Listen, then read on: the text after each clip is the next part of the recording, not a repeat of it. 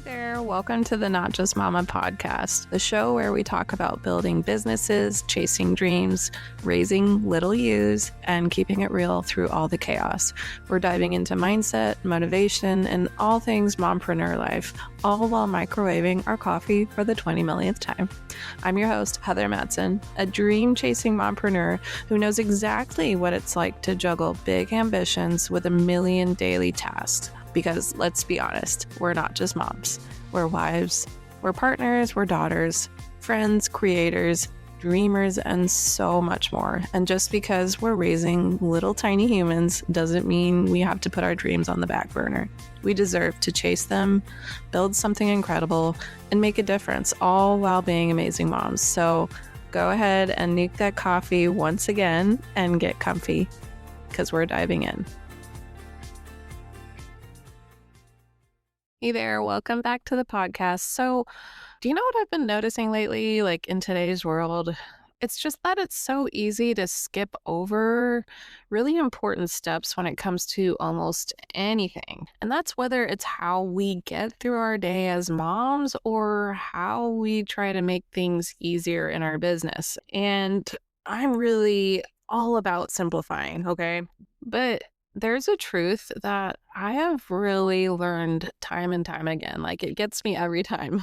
But yeah, I've learned that there is a right way to do certain things. And then there's the longer, harder road that we sometimes take just to try to cut corners.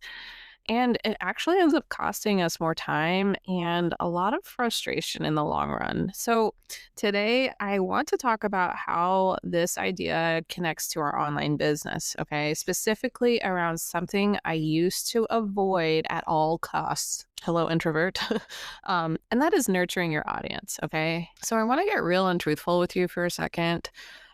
Because I actually tried to skip this step a lot, nurturing your audience, right? I always told myself that I didn't need to nurture people, that I'll just put something out there and maybe they'll buy it and we're good, right? And that was actually the introvert in me that fully supported that decision. Because honestly, talking to people and showing up consistently and putting myself out there on social media, that felt really uncomfortable to me, and it still does. And for a long time, I really resisted it, okay? I did not want to share my life online. I didn't want to constantly post. And to be honest with you, I still don't love social media. But here's what I discovered after wasting so much of my precious time doing the wrong things, right? Well, I shouldn't say wrong things. I was doing it the long way. But what I discovered after wasting all that time is that nurturing people that you want to serve is still really, really important, no matter what you think. So like even the experts out there who actually say to you or advertise this, that you can make sales with no audience, I mean, you need to look at them. When you look closer, they've actually got some sort of way for people to get to know them, right? They maybe have a YouTube channel, a podcast, a blog, or they've been really, really active on some of their social media platforms. And all those things allow their people and their audience to get to know them, okay? So even though they're like making those advertisements and saying those things, I want you to look closer and see that they are still doing those things. They're still nurturing. I mean, think about it. How often have you been interested in buying something from somebody, but when you went to look them up, there was actually nothing there? I mean, it's rare, right? But really, almost anyone that we trust enough to buy from has some sort of footprint, okay? Whether it's Instagram, Facebook, YouTube, podcast, blog posts, they have something. For me, this podcast is where I have chosen to show up and serve, to nurture you. I'm someone who is just not super consistent on Instagram or Facebook or anything like that. I don't even have TikTok. I don't know what it is, honestly, but I'm not super consistent on those platforms for my business. And that's not my thing. But you see, this podcast is where I share my thoughts, my stories, and where my value is. And I share my value so that you can grow to know who I am, trust me, like me, whatever that entails, okay? And even though I don't have the social media platforms or I'm not consistent with it, having a podcast still counts as nurturing and a way for your audience to get to know you.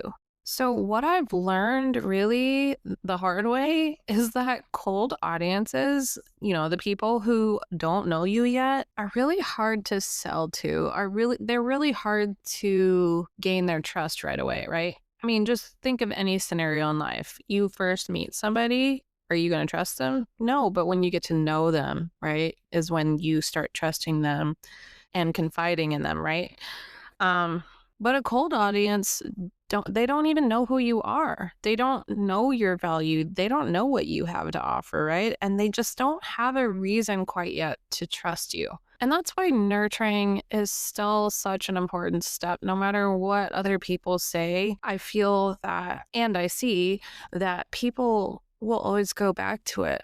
They'll always go back to doing Instagram posts or blog posts or something for people to look at, some sort of free value. Because if you just go and try to sell to everyone, it's not gonna just irritate them, probably. I don't know. I get irritated when people just instantly try to sell to me. So I should have thought of that, and I didn't at the beginning. But I have learned because I did try it that way. I followed all the experts when they told me that I can sell my product without an audience. And it's harder, actually. So I want to break down 5 reasons why nurturing your audience before selling will always matter, no matter how much the online space changes, okay? And it changes all the time. So number 1, nurturing your audience is one of the best ways to gain trust. And trust doesn't happen overnight, right? Like, you don't trust people when you first meet them, like I said, right? It's built through showing up consistently, week after week, day after day, whatever it may be for you, even when you don't feel like it. And when you share your story, your knowledge, your personality, people start to feel like they know you, and people buy from people they trust. If somebody doesn't trust you yet, you're not pulling out their wallet. I'm sorry. Number 2, you build credibility when you nurture. Nurturing isn't just about posting. It's about teaching, encouraging, and showing that you actually know what you're talking about. Over time, you'll start to become the go-to person in your space. People begin to associate your name with the topic. And so when they are ready to buy, you're the first person they think of. Number 3, you create connection and loyalty. So I want you to think about your family for a second, okay? In most families, and I don't want to say all because I know some people aren't connected, and I'm sorry if that's you, but like usually the picture of a family is a bunch of people connected to each other, okay? And when we are connected with our families, or even if it's not a family, a friend or something, right? We're loyal to those people. We support them. We trust them. We trust them with sensitive subjects, right? It's the same in business. When people feel connected to you, they're not just buying a product, they are supporting you, just like your family would support you or your friends. And that connection is what turns your casual followers or audiences that might have opted into your email list into loyal fans. They'll stick around, they'll share your content, and they tell others about you, and then they come back for more because you are consistent in your business. Even if you're like, I mean, social media is different where you have to like post daily or whatever, right? Maybe you're posting a podcast once a week like this, or you're doing a weekly I can't talk, blog post. That's a tongue twister.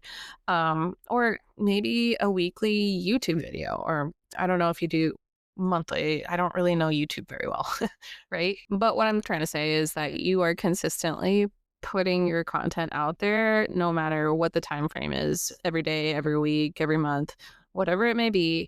You're consistently doing that, and people notice that. And when you are consistent and putting your stuff out there, that will gain the trust, that will gain the connection, and they know they can count on you to put something good out in the world, right?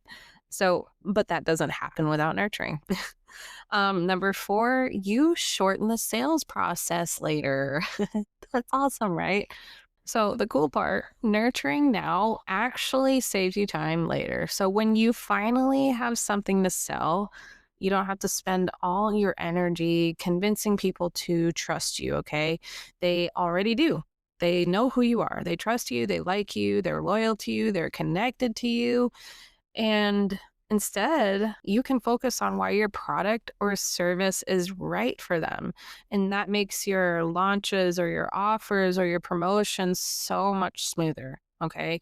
When you are launching to a cold audience, it is very, very hard to get them to buy right away. It does happen. It does happen because it's happened to me, but it's way harder. Way, way, way harder. All right. All right, last one. Number 5. You actually end up standing out in the crowd the more you nurture. Because let's face it, the online space is actually really crowded, right? Especially like the online business. And the online space is actually booming like crazy. There are more and more people discovering that they can build an online business. So more and more people are doing it. And so that also means that the people that you are trying to serve or your audience, they are being sold to constantly. So, like every single day, really. But when you take the time to nurture and not constantly try to sell to them, like every email you send is a sales email, you stand out. You stand out. I mean, you're not another sales pitch in their feed. You're just someone who actually cares, who listens, and wants to add value. And then when you gain that trust, and I mean, it differs for each person, right? How long the nurturing process takes. Some people might feel like they trust you right away, and some it may take months, and that's okay. The difference is that it is more memorable the more you nurture, okay? It's the reason people choose to stay connected with you instead of scrolling past, or connected with you and not unsubscribing from your email list every time you send an email, okay? Because you're not constantly sending them sales pitches, okay? So if you've ever felt like nurturing is a waste of your time, or you've been just tempted to throw out an offer and hope people will buy, I've been there. And take it from me, I can tell you from experience, okay? It doesn't work. It doesn't, I mean, it does work, right? But it takes forever. It takes forever. Instead of taking forever to get one person on your email list, why don't you take the time to let people get to know you? While you're waiting all that time, put something out there once a week, once a month, whatever it may be. Because all of that wasted time waiting for that one email subscriber or that one buyer is time that you could have spent nurturing and building trust with multiple people, if that makes sense, okay? Cold audiences are just really hard to sell to. When you nurture, though, when you build that trust, your credibility, the connection, and the loyalty, you shorten your sales process and you stand out in this incredibly noisy, crowded online world. And the best part is that nurturing doesn't have to mean showing up on every single platform. That's a lot of work too. That takes a lot of capacity. My brain is about fried right now from all the information I'm taking in with homeschool. But really it means that just pick a space, okay? Whether it's Instagram, YouTube, email, or even a podcast like this one. I think podcasts are great. It literally takes me like 20 minutes to record an episode, and it's the least amount of time compared to social media. I am all for it.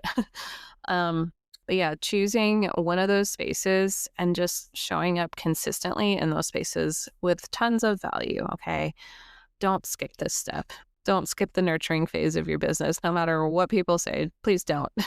Don't make that mistake that I did by resisting it, okay? Start doing it now, and your future self, your business, will thank you later. So if this episode resonated with you, I would really love to hear your thoughts. You can send me a quick email at course-roots.com and let me know how you're nurturing your audience right now. And if you love this episode, don't forget to leave a quick review and subscribe to the podcast. You can also join my email list where I share tips, tricks, and things I don't always share on this podcast. All right, until next time, remember to slow down, nurture your people, and just trust the process.